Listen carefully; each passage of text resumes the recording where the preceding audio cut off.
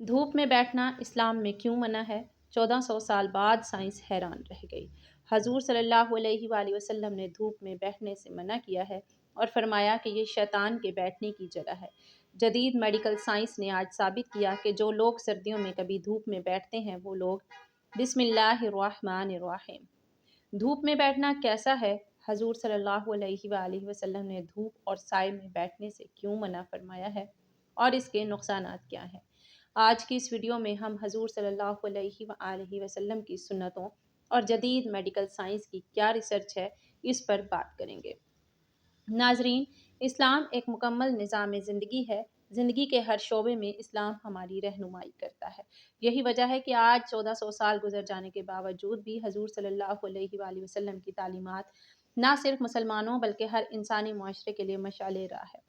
جدید سائنس بھی ان تعلیمات سے متاثر ہے اور یہ کہنے پر مجبور ہو گئی ہے کہ انسانی وجود کی سالمیت اسلامی تعلیمات پر عمل پیرا ہونے سے ہی ممکن ہے۔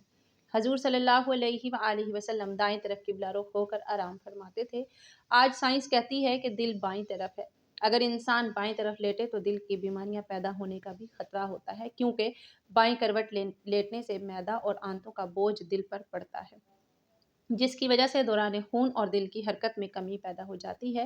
نیند کے بارے میں تجربوں سے یہ چیز واضح ہوئی کہ جن مریضوں کو مسلسل دائیں کروٹ سلایا گیا وہ مریض بہت جلد صحت یاب ہو گئے، اور جن مریضوں کو بائیں کروٹ سونے دیا گیا وہ مریض بے چین ہی رہے۔ ماڈرن ریسرچ سے یہ بات بالکل صاف ہو چکی ہے کہ دائیں طرف سونا دل اور معدے کی بیماریوں سے بچاتا ہے، یہاں تک کہ بے ہوشی اور مسلسل بے ہوشی سے بھی محفوظ رکھتا ہے۔ اسی طرح حضور صلی اللہ علیہ وآلہ وسلم کا بستر مبارک نرم نہ تھا۔ آپ صلی اللہ علیہ وآلہ وسلم کا بستر چمڑے کا تھا۔ حضرت عمر رضی اللہ تعالیٰ عنہ سے مروی ہے کہ انہوں نے کہا، ایک مرتبہ میں نے نبی کریم صلی اللہ علیہ وآلہ وسلم کی خدمت میں حاضر ہوا تو آپ صلی اللہ علیہ وسلم ایک بنی ہوئی چٹائی پر لیٹے آرام فرما رہے تھے۔ آپ صلی اللہ علیہ وسلم کی پشت انور اور اس چٹائی کے درمیان کوئی بستر نہ تھا۔ چٹائی کے نشان آپ صلی اللہ علیہ وسلم کے پہلو پر ظاہر ہو رہے تھے۔ چمڑے کے تکیے پر ٹیک لگائے ہوئے تھے جس میں کھجور کی چھال بھری ہوئی تھی۔ اس حدیث سے یہ بات واضح ہوتی ہے کہ رسول اکرم صلی اللہ علیہ وسلم آرام دہ بستر استعمال نہیں فرماتے تھے۔ آج سائنس نے اس بات کو ثابت کر دیا ہے کہ آپ صلی اللہ علیہ وآلہ وسلم کا یہ معمول میڈیکل اصول کے مطابق بے شمار فوائد پر مشتمل تھا۔ اسی ماہرین نے اپنی ریسرچ میں آرام دہ بستر کا نقصان کچھ اس طرح بیان کیا ہے کہ جب ایک چست اور چلتا پھرتا انسان جب آرام دہ بستر استعمال کرتا ہے تو اس کے جوڑ ڈھیلے پڑ جاتے ہیں، وہ زندگی کے عام معمولات میں سست ہو جاتا ہے۔ بہت زیادہ نرم اور آرام دہ بستر گردے پر بہت برا اثر چھوڑتا ہے، یہاں تک کہ گردے کی نالیوں میں ایک پیچیدہ ورم اور سوجن پیدا ہو جاتی ہے۔ آرام دہ بستر ریڑھ کی ہڈی کو بہت نقصان پہنچاتا ہے۔ بچوں کی ہڈیاں نرم ہوتی ہیں، اگر ان کو آرام دہ بستر استعمال کرایا جائے تو ان کی ہڈیاں ٹیڑھی ہو جاتی ہیں اور پوری زندگی معذوری ان کا مقدر بن جاتی ہے۔ امریکن کونسل فار ہیلتھ نے اپنی نئی رپورٹ میں چمڑے کا ذکر بھی کیا ہے۔ ان کا کہنا ہے کہ چمڑے کا بستر بواسیر، کمر کا درد، اعصابی کمزوری اور جوڑوں کا کھچاؤ کا واحد علاج ہے۔ اسی طرح نبی کریم صلی اللہ علیہ وآلہ وسلم نے دھوپ اور سائے میں بیٹھنے سے بھی منع فرمایا ہے۔ ناظرین، انسان کو سورج کی بہت سخت ضرورت ہے، اس لیے اللہ تعالیٰ نے کائنات کی ایک مخلوق سورج کو بنایا۔ انسانی زندگی میں اس کے بے شمار فائدے ہیں، ان میں سے ایک اہم فائدہ دھوپ حاصل کرنا ہے۔ یہ دھوپ انسانوں کے ساتھ ساتھ تقریباً تمام مخلوقات کی ضرورت ہے۔ انسان کے اکثر کاموں کا دار و مدار دھوپ پر ہی ہے۔ اس دھوپ سے ہمیں دیگر فائدوں کے علاوہ جسمانی فائدے بھی ملتے ہیں، مگر ان سارے فائدوں کے ہوتے ہوئے بھی میڈیکل سائنس نے دھوپ میں سونا نقصان دہ قرار دیا ہے۔ حالانکہ اسلامی میڈیکل میں دھوپ میں سونے کے کوئی ممانعت یا نقصان کا ذکر نہیں ہے، البتہ دھوپ اور سائے کے درمیان بیٹھنا یا سونا اسلام میں منع ہے۔ حضرت بریدہ رضی اللہ تعالیٰ عنہ سے روایت ہے کہ نبی کریم صلی اللہ علیہ وآلہ وسلم نے دھوپ اور سائے کے درمیان بیٹھنے سے منع کیا ہے۔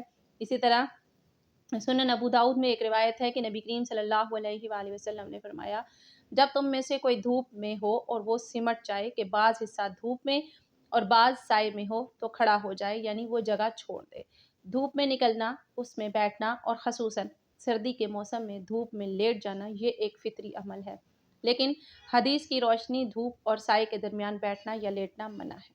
حدیث میں جو ممانعت آئی ہے اس میں اہل علم کے درمیان کچھ اختلاف ہے، لیکن صحیح بات یہ ہے کہ یہ ممانعت ادب اور ارشاد کے زمرے میں ہے، اس لیے اسے کراہت یعنی ناپسندیدہ عمل مانا جائے گا، حرام نہیں، کیونکہ حرام عمل ماننے کے لیے کوئی صحیح دلیل ہونی چاہیے۔ گویا دھوپ اور سائے کے درمیان لیٹنا یا بیٹھنا مکروہ ہے، حرام نہیں ہے۔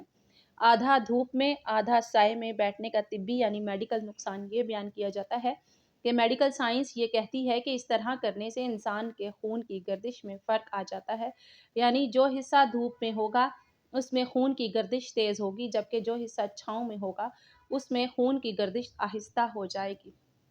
لازمی طور پر جسم کی گردش کا دو رخ ہونا اس کے لیے بیماری کا سبب بن سکتا ہے۔ سبحان اللہ، کیا حکمتیں ہیں فرمان رسول صلی اللہ علیہ وآلہ وسلم میں۔ جب سائنس کا کوئی وجود ہی نہیں تھا تب ہی سب بتا دیا۔ ایک روایت میں ہے کہ نبی کریم صلی اللہ علیہ وآلہ وسلم نے دھوپ اور سائے والی جگہ پر بیٹھنے سے منع فرمایا ہے اور فرمایا کہ یہ شیطان کے بیٹھنے کی جگہ ہے۔ اس روایت میں شیطان کے بیٹھنے کی جگہ سے مراد یہ ہے کہ شیطان جسے پریشان کرنا چاہتا ہے اس کو ایسی جگہ پر بیٹھنے یا لیٹنے کی طرف راغب کرتا ہے، اور گویا ایسی جگہ پر کسی شخص کے بیٹھنے یا لیٹنے کا سبب شیطان بنتا ہے، اور اس سے شیطان اپنے مقصد میں کہ وہ شخص تکلیف یا دکھ میں مبتلا ہو کامیاب ہو جاتا ہے۔ کیونکہ شیطان جس طرح انسان کے دین کا دشمن ہے، اسی طرح اس کے بدن کا بھی برا چاہنے والا ہے۔ خلاصہ یہ ہے کہ آپ صلی اللہ علیہ وآلہ وسلم کا یہ حکم طبی اعتبار سے ہے، کیونکہ اس میں نقصان کا اندیشہ ہے، ورنہ شرعاً اس طرح کرنے میں کوئی گناہ نہیں بلکہ اس سے بچ جانا بہتر ہے۔ یعنی یہ حکم واجبی اور تاکیدی نہیں ہے بلکہ مشفقانہ اور خیر خواہی پر مبنی ہے۔ اسی طرح نبی اکرم صلی اللہ علیہ وآلہ وسلم نے اوندھے منہ لیٹنے سے منع فرمایا ہے۔ اوندھے منہ لیٹنے سے تمام اوضاع ہضم اور اوضاع رئیسہ اوندھے اور بے ترتیب ہو جاتے ہیں، اور اس کا سب سے پہلا نقصان دماغ پر پڑتا ہے۔ دماغی لہریں اپنی ترتیب سے ہٹ کر دوسری منفی یعنی نیگیٹو رخ اختیار کر لیتے ہیں، حالانکہ وہ مسلسل مثبت انداز سے انسان کو فائدہ پہنچاتی ہیں۔ جب یہ لہریں منفی آتی ہیں تو آدمی کو ڈراؤنے خواب آتے ہیں، حتیٰ کہ ماہرین نفسیات کے مطابق ایسے شخص کی زندگی کا رخ بھی اپنی ترتیب سے ہٹ جاتا ہے اور وہ الٹی سوچ کا حامل ہو جاتا ہے۔ اسی طرح حدیث میں زیادہ سونے سے منع کیا گیا ہے۔ زیادہ سونے سے بدن میں سستی اور کسل مندی پیدا ہو جاتی ہے، جس سے دنیاوی کاموں میں حرج پڑتا ہے اور دین کو بھی تیزی سے نقصان پہنچتا ہے۔ زیادہ سونے سے مرگی اور بے خوابی کے مرض میں اضافہ ہوتا ہے۔